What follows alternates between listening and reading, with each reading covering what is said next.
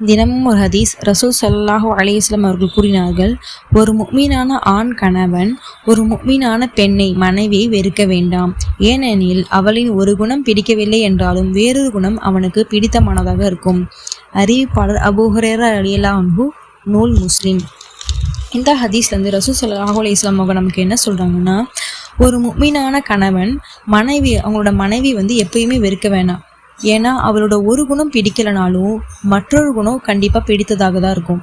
உதாரணத்துக்கு ஒரு மனைவின்றவங்க ஏதாவது ஒரு சமையலை தவறு செய்தாலும் மற்ற விஷயங்களில் பார்த்தா அவங்க ரொம்ப பிள்ளைகளை வளர்க்கறதை சரியாக வளர்ப்பாங்க. தன்னுடைய கணவனை பார்த்துக்கிறதையும் பொறுப்பாக பார்த்துப்பாங்க. தன்னுடைய கணவனோட உடைமைகள் எல்லாமே பொறுப்பாக பார்த்துப்பாங்க. இது உங்களுக்கு பிடிச்சமானதாக இருக்கும். அவங்க சமைக்கிறது ஒழுங்காக சமைக்கலைன்னு சொல்லிட்டு நம்ம அவங்கள திட்டிடவோ அவங்கள விலகிடவோ உன்னை பிடிக்கல அப்படின்னு நம்ம சொல்லக்கூடாது. மற்றொரு விஷயம் பிடிச்சிருக்குன்னு சொல்லி நம்ம அதை அல்லாஹ்வுக்காக பொருந்திக்கணும். இன்றைய காலகட்டத்தில் பார்த்தோன்னா ஒரு சின்ன விஷயத்து சண்டைக்காக நம்ம அவங்கள விட்டு ஒரே திடீராக விலகிறோம்னு நினைக்கிறோம். அதுக்காக தான் நபி ஸல்லல்லாஹு அலைஹி வஸல்லம் இந்த மாதிரி ஹதீஸ்கள் நமக்கு சொல்லியிருக்காங்க. இதெல்லாம் நம்ம கேட்டு நம்ம ஒரு சின்ன சண்டை வந்தாலும் இத்தகைய விஷயத்தை நம்ம கருத்தில் கொண்டு நம்ம அதை நமக்குள்ளேயே நம்ம சால்வ் பண்ணிக்கணும். இன்ஷா அல்லாஹ். கேட்டதன்படி அமல் செய்யக்கூடிய பாக்கியத்தை எனக்கும் உங்களுக்கும் அல்லாஹ் தஆலா நசீபாக்குவானாக. ஸலாமு அலைக்கும் வரஹ்மத்துல்லாஹி வபரகாத்துஹு.